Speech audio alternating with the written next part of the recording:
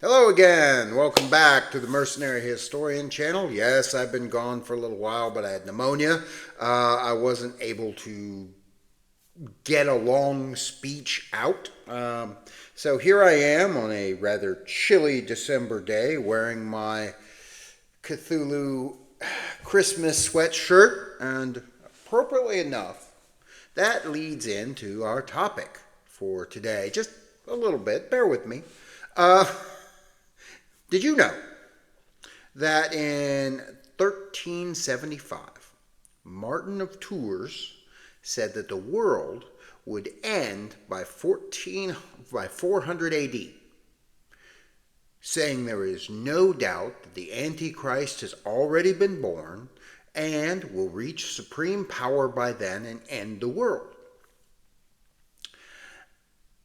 We have a few others like that. Martin wasn't the first.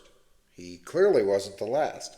The end of the world, apocalyptic predictions have been on humanity's radar from the beginning. From the first horribly unexplained natural event until modern day. We look for reasons that the world is going to end. Humanity is effectively obsessed with something is going to come from the sky and kill us all. But so far, none of those predictions have been correct. Other examples include Pope Innocent II in 1248, who said the world would end at 666, appropriate number, I guess, if you're a pope, after the rise of Islam. Considering there was a long-running war with Islam in Europe at that time, that's not too much of a stretch of imagination for somebody living in that time. How about this? Astrologers, let's be clear here, in London in 1524 predicted that there would be a catastrophic flood starting in London somehow that would sweep across the world, and that was that. Clearly, that didn't happen either, and the astrologers, to cover their bases, said they had a decimal point wrong in their calculations and reset it 400 years later in 1624. Coincidentally, all these astrologers were dead by then, and no one was able to hold their false predictions into account, but nonetheless, there we are. How about a more famous name? Christopher Columbus published a book in 1501 called his Book of Prophecies, seeing as how he was one of the most famous men in the world by that point, and he had predicted or suggested that it was possible to travel around the world, even though he was a little wrong on where he ended up. We can talk about that in a separate video. Anyway, in his Book of Prophecies, he said there was no doubt in his mind that the world would end in 1658. Once again, it didn't. Fortunately for us, right?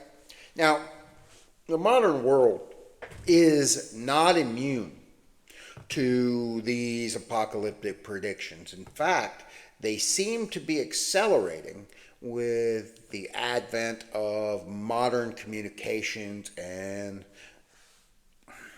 other means of disseminating ideas. Predictions of the end of the world and end of a government, the beginning of World War III, continue on and on and on. But so far, everything has moved forward reasonably well. Let me make a slight correction to that statement. There have been huge, tremendous disasters. There have been earth-shaking moments. There have been individual and large group tragedies. They are innumerable, right? World War I definitely falls in that category. The Holocaust, World War II, hundreds of natural disasters, a few of which I'll talk about in a minute. But none of them have been that world-ending apocalypse, right? Despite what movies and maybe even the Mayan calendar will tell you. uh, I wanted to point out something personally here. Many people kind of point fingers at people of my generation. And once again, I'm not a boomer, I am Gen X, but they point fingers at us for asking questions, for being doubters. Can I point out a few things as to why we doubt so many things? When I was in elementary school, I was told that, without a doubt, that we would have another ice age and the world would be covered in snow and ice by 1980. We were told that by our elementary school teachers. No, that didn't happen, although the temperature outside may disagree at the moment. Or just after that, there was a book published called The Population Bomb. The population bomb is a carryover of the theories of a guy named Thomas Malthus. Malthus goes way back, and he suggested back in the 1600s that eventually, and soon, according to him, the Earth's population would get too large and we wouldn't have enough food to support the population of the Earth. Malthus, like many, including the author of The Population Bomb, did not take into account with these theories the change in technological ability we would have. In fact, almost no one that predicts the end of time ever predicts human interaction or human change within that idea. We are very adaptable, cooperative species, usually, in general, right? You can't have, okay, for example, we produce so much more food by percentage per acre now than ever before in human history. We have actually an excess of food. Most famines are actually caused by governmental action, wars, or in the case of, for example, Joseph Stalin, forced starvations, such as the Holodomor. And we can talk about that too in a future generation. And that definitely seemed like the apocalypse for people who were living through it. But the population bomb, we were told that birth rates had to go down, that everybody had to get in line, or according to the population bomb, by 1990, a third of the world's population would die of starvation. That same decade, we were also told that acid rain was the greatest threat to humanity ever, and unless we got that under control, we would all die because everything on Earth would be poisoned and all the plants would die. We were also told that due to pollution, that all the oxygen would be sucked out of all the fresh water and all the fish would die. That too didn't happen, but where that comes from is not a surprise. When I was very young, I grew up in Ohio, as I've mentioned before. When I was very young, the Cuyahoga River in Cleveland, Ohio, caught fire. That's right, the river caught fire.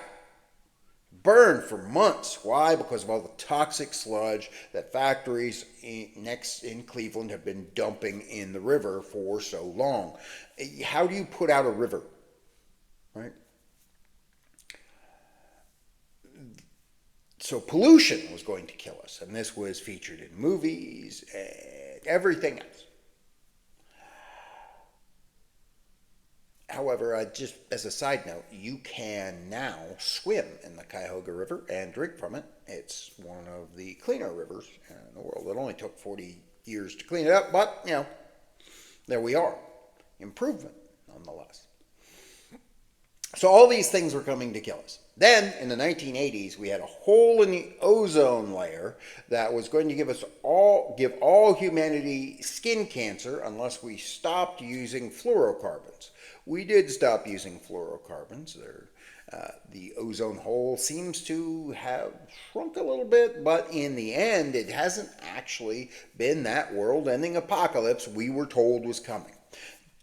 Then in the 90s, we were told the sea level would rise by Al Gore in his documentary that the sea level would rise over 20 feet within the next 10 years. That the Earth's temperature would rise by 6 degrees over the next 10 years, completely changing the environment for everyone. The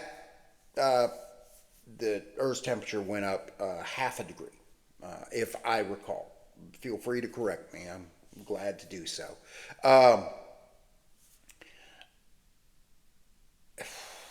Really? So we've been told, Gen Xers, we've been told at least 12 times that the world would end throughout the course of our lives. And I haven't even mentioned the overshadowing specter of the Cold War, where we were told to hide under our desks to possibly save us from nuclear annihilation.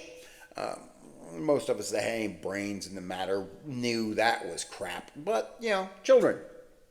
How many of you had a bomb shelter in your elementary school? Right?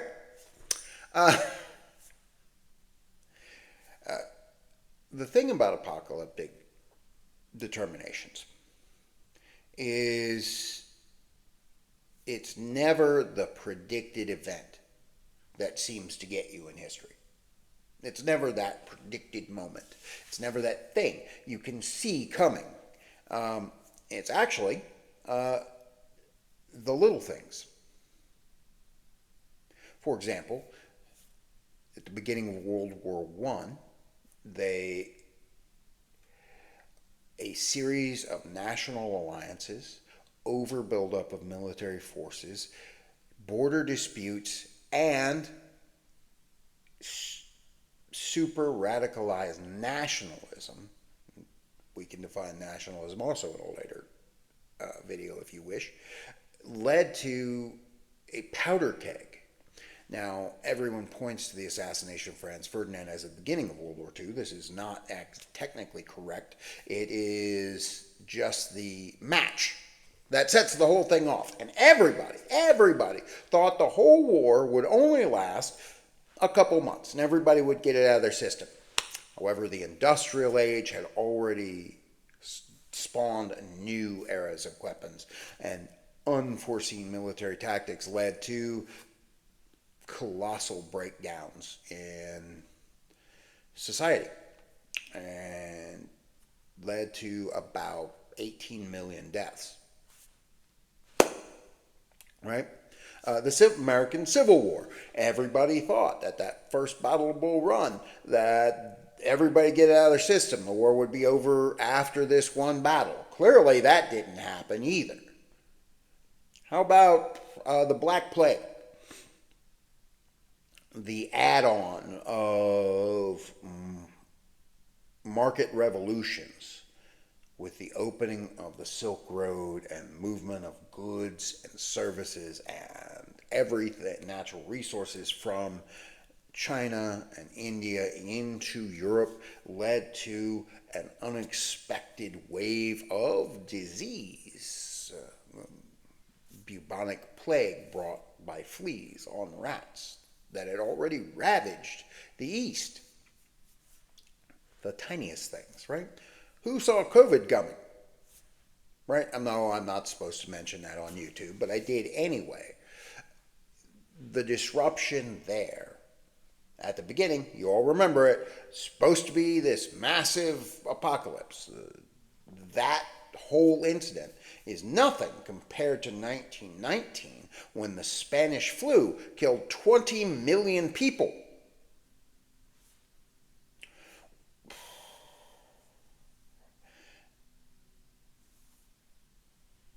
Apocalypses are never what they're cracked up to be, and they're never what's predicted. From geological moments to weather-related incidents, the planet and ourselves continue to surprise one another. And just on a side note, because it is the season and YouTube is full of people panicking, this is not a political apocalypse, right? No matter which side you were on, those of us who've been through more than a couple elections and paid attention realize that, yes, we've had good presidents, we've had bad presidents. Presidents don't destroy entire nations, at least not strong ones. The Roman Empire didn't fall. It just faded away after hundreds of years of bad rule, right? That is part of the reason why presidents are only in for 4 years. They can only, 8 at most, is they can only do so much damage, right? So relax. As I said in the video when I had pneumonia, right? So that's a short talk about apocalypses, or apocalypse, or however you want to put it. It's hard to have a plural for something that's only supposed to happen once, but here we are again. Thank you very much. I think next video I'm going to talk a little bit about Christmas, right?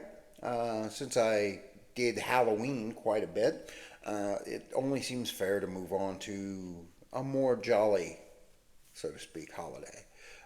Besides, I've gotten the beard for it now. You all have a good week. I'll see you next time, and thank you for tuning in. You have questions, jump in on the comments. You have thoughts, jump in on the comments, and as I am obligated to say, like and subscribe the video if you stuck around this long. Thank you very much. See you next time.